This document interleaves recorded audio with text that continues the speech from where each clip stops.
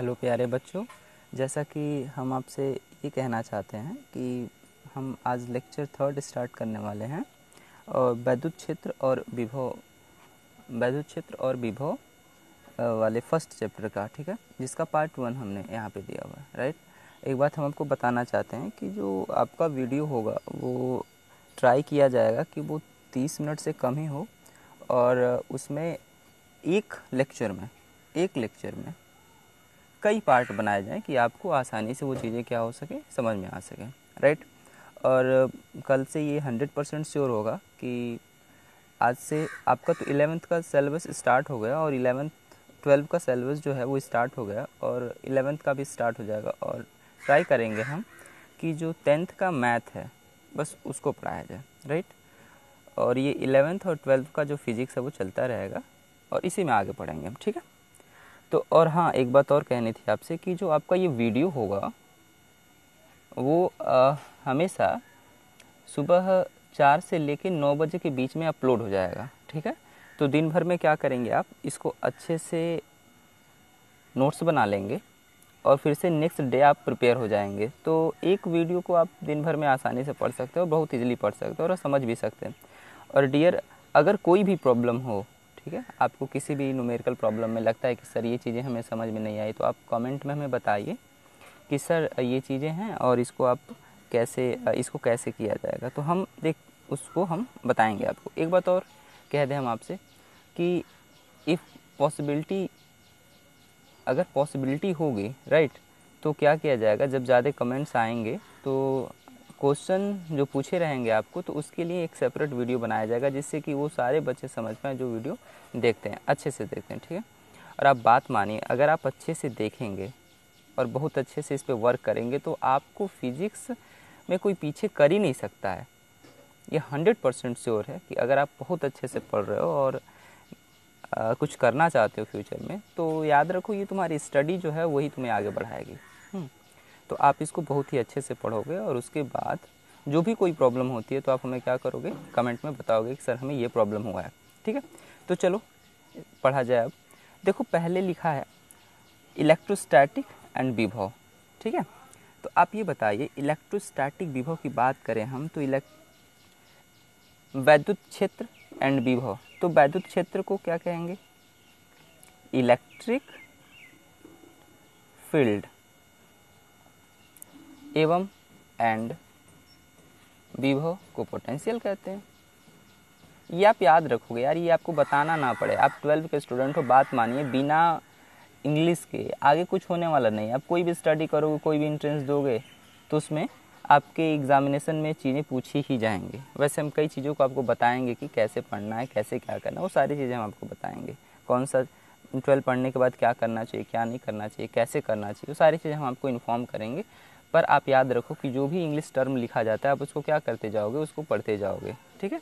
तो जैसे देखो, हम कह रहे हैं कि हमें जो पढ़ना है, राइट, वो ये 2 चीज़ें हैं, ठीक।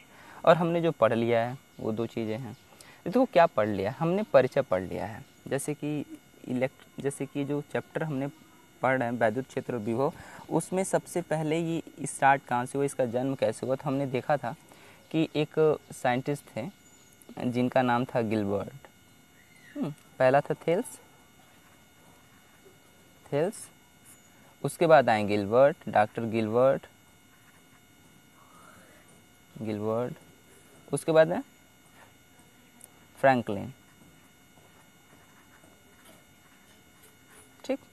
यानी थेल्स जो थे, थेल्स ने क्या किया, अंबर को रब किया और बताया कि अंबर के पास प्रॉपर्टी आ जा रही है किसी भी चीज़ को अट्रैक्ट करने का। गिलबर्ट ने यही प्रैक्टिकल बहुत ढेर सारे ऑब्जेक्ट पे किया और कहा कि हाँ यार ये तो सही कह रहा है, ये फेक नहीं है। कहने का मतलब ये है कि ये एक स्पेशल प्रॉपर्टी जो रब करने पे आ रही है, यानी रगड़ने पे आ रही है। और फ्रैंकलिन उस समय के बहुत ही फेमस साइंटिस्ट थे, उन्होंने ये सारे नाम रख दिए, उसके प्लस और माइनस रख दिए, ठीक है। ये ढेर सारी चीज़ें हमने पढ़ ली। और देखो, अगर आपको ये वीडियो समझ में नहीं आता है तो डियर, किसी भी जगह आप पढ़ो, किसी भी जगह या किसी भी चैनल पर, या कोई भी स्टूडेंट कैसे भी पढ़ता है, अगर ये वीडियो नहीं समझ में आता तो आपको इसके पहले का वीडियो पढ़ना ही पड़ेगा, ठीक है। इसके पहले का वीडियो आपको क्या करना रहेगा, पढ़ना ही रहेगा। ठीक। अब जैसे यूट्यूब पे जब वीडियो डाला जाता है तो देखो, अगर कोई चैनल है, जैसे मान लो कि हमारा ही चैनल है, राइट, महाकाल फिजिक्स, तो आप जैसे सर्च करोगे महाकाल फिजिक्स, ठीक है, तो ये जो ऊपर वीडियो होगा, ऐसे वीडियो नीचे खुल जाएंगे चैनल के, ऐसे वीडियो खुल जाएंगे, ठीक है। तो जो सबसे नीचे वाला वीडियो होगा, जो सबसे नीचे वाला वीडियो होगा वो सबसे पहले डाला गया होगा, फर्स्ट, सेकंड, 3। तो 3 वाला जो वीडियो है वो समझ लो कि सबसे नया वीडियो है, और सबसे पुराना वीडियो क्या है, फर्स्ट वाला है। तो आप जैसे थर्ड वाला आज देख रहे हो, तो इसके पहले आपको देखना है तो इसके ऊपर नहीं, इसके नीचे वाले वीडियो को आप देखोगे वो होगा उसमें, राइट। तो इस तरीके से चीज़ें होती हैं। तो देखिए, तो गिलबर्ट और थेल्स, गिलबर्ट और फ्रैंकलिन ये सारी चीज़ें बताई थी आपको। उसके बाद ये माइंड में आया कि ओहो, कोई ऐसी चीज़ें होती, इन्हीं के परिचयों से ये निकला कि कोई ऐसी चीज़ें होती हैं जब किसी चीज़ को रब करते हैं तो उसके पास एक ऐसी प्रॉपर्टी आ जाती है कि वो किसी दूसरी चीज़ को अपनी तरफ अट्रैक्ट करने लगती है, यानी उसके ऊपर वैद्युत आवेश आ जाता है जो कि उसमें इलेक्ट्रिक प्रॉपर्टी को दे देता है।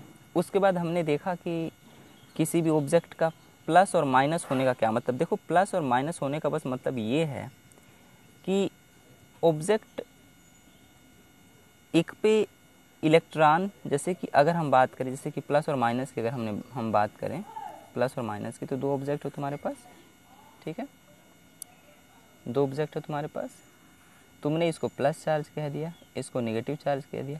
प्लस चार्ज का क्या मतलब हुआ कि इसका इलेक्ट्रॉन इस पे से इस पे चला गया। जैसे मान लो कि इस पे जब इलेक्ट्रॉन इस पे चला जाएगा तो क्या होगा, इस पे इलेक्ट्रॉन ज़्यादा हो जाएंगे, और इलेक्ट्रॉन ज़्यादा होंगे तो ये निगेटिव हो जाएगा, और इस पे क्या है, प्लस की कमी हो जाएगी।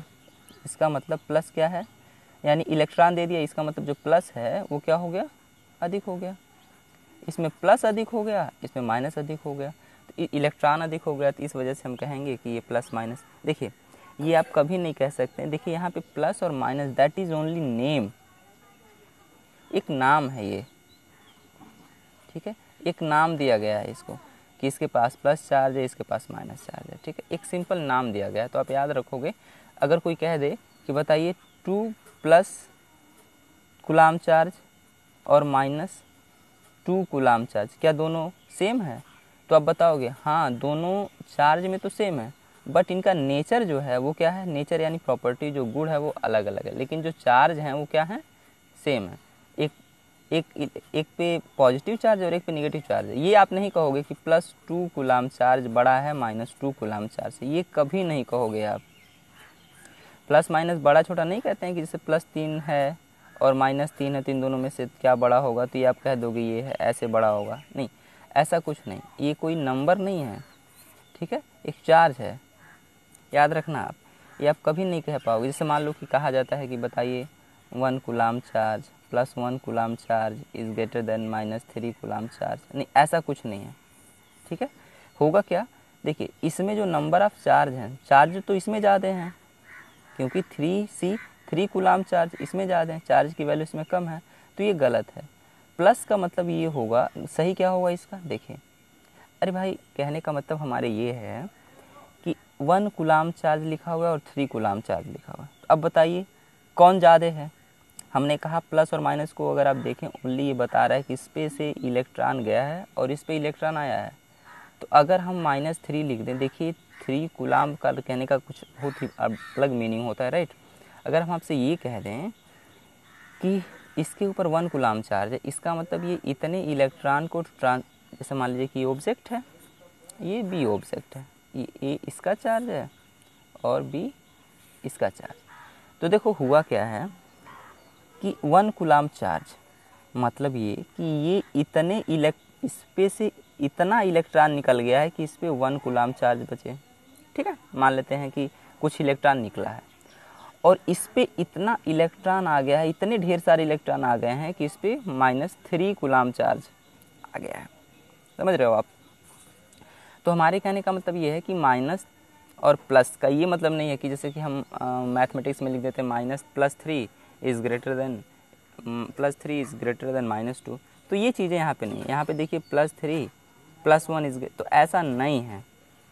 इसमें चार्ज किस में ज़्यादा है? चार्ज 3 कूलाम में ज़्यादा है, क्योंकि यहाँ पे 3 बड़ा है और उसको लाने के लिए क्या करना पड़ेगा, हमें ज़्यादा इलेक्ट्रॉन को यहाँ लाना पड़ेगा, तब हमारे पास चार्ज की वैल्यू बढ़ेगी। तो आप इस सब चीज़ों को ध्यान रखेंगे, राइट।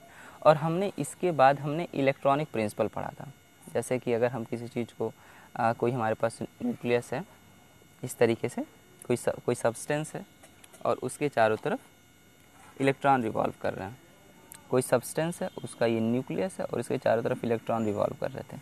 तो हमने ये पढ़ा था कि इलेक्ट्रॉन यहाँ से जंप करके दूसरे सिस्टम पर जाते हैं और इसको पॉजिटिवली और निगेटिवली कर देते हैं, निगेटिव चार्ज में कर देते हैं। अगर इलेक्ट्रॉन यहाँ से उठ के यहाँ जा रहा था, यहाँ पे नंबर ऑफ़ इलेक्ट्रॉन बढ़ जाएगा, और जब नंबर ऑफ़ इलेक्ट्रॉन बढ़ जाएगा तो ये निगेटिवली चार्ज हो जाएगा, और इस वाले से जाएगा तो ये यहाँ पे नंबर ऑफ़ इलेक्ट्रॉन क्या हो जाएगा, कमी हो जाएगी, तो यहाँ पे पॉजिटिव जो होगा वो पॉजिटिवली चार्ज हो जाएगा। ठीक है, ये ढेर सारी चीज़ें क्या कर रही थी, हमने पढ़ी, राइट।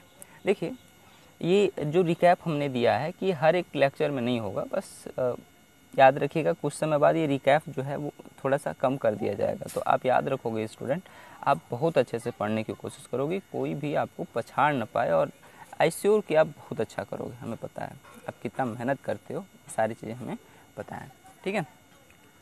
तो चलिए देखिए, आज के चैप्टर में हमें स्थिर वैद्युतिकी और आवेश के गुण के बारे में स्टडी करना है। हमें क्या पढ़ना है? स्थिर वैद्युतिकी और आवेश के गुणों के बारे में स्टडी करना है, ठीक है। तो देखिए, स्थिर वैद्युतिकी,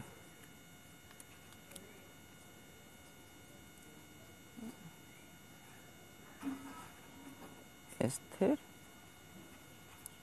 वैद्युतिकी, स्थिर मतलब होता है, देखो स्थिर वैद्युतिकी को हम कहते हैं इलेक्ट्रोस्टैटिक।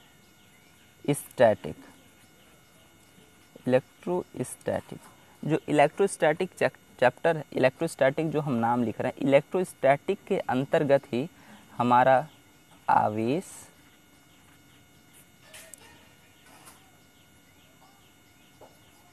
वैद्युत क्षेत्र एवं विभव, जो वैद्युत क्षेत्र एवं विभव का जो चैप्टर है ना, वो स्थिर वैद्युतिकी के अंतर ही आता है। तो देखो, स्थिर वैद्युतिकी का मतलब होता क्या है? अब बताओ, स्थिर मीन्स क्या होता है? आप सभी लोग बताना हमें। स्थिर मतलब होता है रुका हुआ, ठीक है। जिसके पास मोशन ना हो, हम मोशन के पर्सपेक्टिव में कह रहे हैं। स्थिर वैद्युतिकी मतलब जिसके पास मोशन ना हो, मतलब एक तरीके से कहा जाए स्टेशनरी, मतलब रुका हुआ। और वैद्युतिकीय मतलब जिससे वैद्युत मतलब इलेक्ट्रॉन के रिस्पेक्ट में, किसके बात का किया जा रहा है? इलेक्ट्रॉन यानी आवेश, इलेक्ट्रॉन से ही मिलके आवेश बना हुआ है। तो एक तरीके से कहा जाए चार्ज, यानी इलेक्ट्रॉन ही कह दो। तो जिस फिजिक्स के ब्रांच में, ठीक है, जिस फिजिक्स के ब्रांच में हमने क्या पढ़ा, हमने पढ़ना है जब चार्ज क्या हो, रुका हुआ, तो जिसके अंतर्गत ये स्टडी होती है उसको हम कहते हैं स्थिर वैद्युतिकी। विज्ञान की वह शाखा जिसके अंतर्गत आवेश की स्थिर अवस्था के बारे में हम स्टडी करते हैं उसको कहते हैं स्थिर वैद्युतिकी। Branch of physics in which we study the stationary charge and its property is called electrostatic. तो याद रखना, जो आप पढ़ रहे हो चैप्टर वैद्युत क्षेत्र एवं विभव, वो स्थिर वैद्युतिकी का पार्ट है। इसमें हम कोई भी चीज़ पढ़ेंगे तो क्या होगा, वो रुका होगा, वो मूव करता हुआ नहीं होगा, ठीक है। तो ठीक है, अब देखिए, ये जो चैप्टर है वो बहुत ही इम्पोर्टेंट चैप्टर है आपके बोर्ड के भी हिसाब से। आप जब यूपी बोर्ड में पढ़ रहे हो, सीबीएसई बोर्ड में पढ़ रहे हो, या किसी भी बोर्ड में पढ़ रहे हो, तो जो ये चैप्टर है आपके एग्जामिनेशन के व्यू से, एग्जामिनेशन जो आपकी परीक्षा है उसके व्यू से बहुत इम्पोर्टेंट है। पहली बात तो ये 12 की सबसे बेसिक बेसिक मतलब समझ लो कि आप सबसे मूल, ठीक है, मूल चैप्टर में से आता है। इसको आपको पढ़ना ही पड़ेगा एट एनी कॉस्ट, और इसी के पढ़ने से आपको अपने कॉन्सेप्ट को बनाना रहेगा, ठीक है। देखिए, इसको पढ़ने से पहले अगर हम देखें तो ये इसका बहुत ही अच्छा क्वेश्चन आ जाता है बोर्ड में भी और एंट्रेंस एग्जामिनेशन में भी, हर जगह बहुत ही अच्छा क्वेश्चन आ जाता है, ठीक। दूसरी बात, इसको पढ़ने के लिए हमें क्या क्या चीज़ें आनी चाहिए। ये जो चैप्टर है वैद्युत स्थितिकी, इसको पढ़ने के लिए हमें क्या क्या चीज़ें आनी चाहिए। तो देखो डियर, इसको पढ़ने के लिए हमें फोर्स के बारे में समझना चाहिए कि ये फोर्स क्या है, यानी बल क्या है, बल के बारे में आना चाहिए। तीसरी बात, ये बल तो आ गया हमें, बल के बाद हमें ये समझ में आना चाहिए कि जो न्यूटन इक्वेशन ऑफ मोशन है, न्यूटन के गति के नियम, न्यूटन, जब ये बल आ गया तो बल से ही न्यूटन के नियम के बारे में हमें आना चाहिए, ठीक है। और ये ढेर सारी चीज़ें हमें आनी चाहिए, जैसे कि ऐसे मतलब सिंपल हार्मोनिक मोशन होता है जिसको कहते हैं, सरल आवर्ती गति होता है, मोमेंटम कंजर्वेशन होता है। जैसे अगर कोई दो बॉडी जा रहा है और दोनों एक दूसरे के साथ कोलाइड करेगा, और कोलाइड करने के बाद उसका जो मोमेंटम है वो चेंज हो जाएगा, लेकिन जो टोटल मोमेंटम है वो क्या होगा, कांस्टेंट होगा। ये चीज़ें सब हम बताएंगे आपको, क्या क्या चीज़ें होती है, जब ज़रूरत पड़ेगी तो मैं आपको वहीं पे बता दूंगा। लेकिन देखिए, हमको सबसे पहले ये जानना है कि ये जो चैप्टर है वो एग्ज़ामिनेशन की व्यू से बहुत ही इम्पोर्टेंट है। दूसरा ये कि जब हम ये चैप्टर पढ़ेंगे वैद्युत क्षेत्र एवं विभव, इलेक्ट्रिक फील्ड एंड पोटेंशियल, तो हमें फोर्स के बारे में समझ में आना चाहिए और न्यूटन के उसके नियम के बारे में। यानी जब फोर्स आ गया ना, तो आप याद रखो कि फोर्स से रिलेटेड जितने भी चीज़ें होते हैं, वर्क, पावर, एनर्जी, यानी कार्य, शक्ति और ऊर्जा, न्यूटन लॉ ऑफ मोशन, और एक होता है simple harmonic motion. Simple harmonic motion कहते हैं सरल आवर्ती गति। ये चीज़ें सब, ये ढेर सारी चीज़ें क्या नाम है आपको आनी चाहिए, ठीक है। और सबसे बड़ी बात है कि आपको वेक्टर आना चाहिए। क्या आना चाहिए, वेक्टर। जो हमने 11th में पढ़ लिया वेक्टर, वो वेक्टर भी हमें क्या होना चाहिए, आना चाहिए। तो बहुत ही अच्छे से ये सब ढेर सारी चीज़ें हमें आनी चाहिए। तो हम क्या करेंगे, इस चैप्टर को बहुत ही अच्छे से पढ़ लेंगे, राइट। तो देखो, हम कुछ आपको बता दें यहाँ पे, जैसे होता क्या है, जैसे कि सबसे पहले हम इस चैप्टर में बल के ही बारे में पढ़ेंगे। तो आपको बल के बारे में थोड़ी सी ज्ञान होनी बहुत ज़रूरी है। होता क्या है, देखो, अगर कोई ऑब्जेक्ट है, यानी कोई वस्तु है, ठीक है, उस पर तुम बल लगा रहे हो, फोर्स लगा रहे हो। अब याद रखना, बल को ही क्या कहते हैं, फोर्स कहते हैं। तो जहाँ कोई फोर्स बोले तो आप समझ जाना कि बल बोला जा रहा है, ठीक है। तो आप होगा क्या, आपने क्या किया, आपने इस पे बल लगाया। यार बल लगाने का मतलब यार इसको आप अपने पैर से धक्का मार दीजिए, जैसे मर्जी वैसे धक्का मार दीजिए। आपको लग रहा है कि नहीं हमें पैर से धक्का नहीं मारना, हमें इसको खींचना है पकड़ के, तो भाई आप पकड़ के खींच सकते हो। It's totally depend on you, everything is depend on you. आप इसको पकड़ के खींचो, ठीक है। देखो होगा क्या, जब आप इसको धक्का मारोगे ना, पैर से जब धक्का मारोगे तो ये ऑब्जेक्ट मूव करेगा, यहाँ से यहाँ चला जाएगा, ऑब्जेक्ट मूव करके यहाँ चला आएगा, पहली बात। दूसरी बात ये कि जैसे आपको करना है उसको आप खींचो, मूव कराना है मूव कराओ, राइट। देखो ये कह दें हम, या तो इस ऑब्जेक्ट को कोई बहुत ही मजबूत ताकत, ये देखो यहाँ पे पतला दुबला आदमी है, इसने धक्का मारा, इसको यहाँ से आया, एक बहुत ही मजबूत आदमी है, उसने धक्का मारा, इसी ऑब्जेक्ट को देखा कि ऑब्जेक्ट यहाँ पे आ गया, ठीक है। यानी एक बात याद रखो, जो बल है वो ये बल, यानी जो फोर्स ये लगा रहा है और एक फोर्स ये लगा रहा है, इसके फोर्स की वैल्यू क्या है, कम, इसके फोर्स की वैल्यू ज़्यादा है। अब जैसे मान लो कि किसी भी ऑब्जेक्ट को देखते हैं हम, तो उसके पास मतलब द्रव्यमान होता है, मास, कितना द्रव्यमान है, जैसे नहीं कहते हैं तौलते हैं उसको, वेट करते हैं, तो देखते हैं किसके पास मास होता है, ठीक है। और बॉडी, जैसे ऑब्जेक्ट जो है वो एक्सेलरेट करता है, यानी वेलोसिटी जीरो है, तो किसी वेलोसिटी से, जैसे मान लो कि रुका हुआ है तो जीरो है, अब ये किसी स्पीड से जा रहा है तो मान लो यू वेलोसिटी से जा रहा है, यानी वेलोसिटी चेंज हुई, यानी जो इसका देख रहे हो आप, जैसे कि जीरो की स्पीड से था, अब ये मान लो 3 मीटर पर सेकंड की स्पीड से जा रहा है, 3 मीटर पर सेकंड की स्पीड से, ठीक है। तो इसका स्पीड चेंज हुआ कि नहीं, तो देखो स्पीड के चेंज होने को समय के साथ, यानी ये फाइनल वेलोसिटी अगर मान लो इसको, और इसको कह दो इनिशियल वेलोसिटी यानी प्रारंभिक गति और फाइनल वाला, तो इन दोनों को जब डिवाइड करोगे तो यहाँ पे एक टर्म आता है एक्सेलरेशन कहते हैं, इसको त्वरण कहते हैं। तो देखो जो बल होता है ना, बल याद रखना, फोर्स जो हमारा होता है फॉर्मूला बल होता है उसको हम कहते हैं, इसको भूलना नहीं है तुम्हें। ये जो बल होता है वो होता है, इसको हम लिखते हैं फोर्स, और इसका फॉर्मूला होता है मास यानी द्रव्यमान गुणे त्वरण। क्या होता है? द्रव्यमान गुणे त्वरण, mass into acceleration. That is very important. और याद रखना ये जो फोर्स का जो डायरेक्शन होता है, देखो फोर्स जो है अभी हम बताएंगे आपको वेक्टर क्वांटिटी क्या होता है। फोर्स एक वेक्टर क्वांटिटी है। वेक्टर मतलब इसके पास जैसे कहा जाता है ना 5 न्यूटन फोर्स लगाया, अब कहा जाए ये किधर लगाया है, अपने से देखो ये दूर की तरफ इधर लगाया है।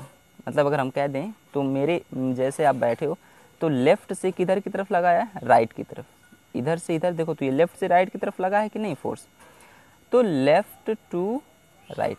इसके पर्सपेक्टिव में, डायरेक्शन के पर्सपेक्टिव में नहीं बात करें हम, इसके पर्सपेक्टिव में बात करें, यानी किसी ऑब्जेक्ट पे फोर्स लगाया इसने तो किधर से किधर लगाया,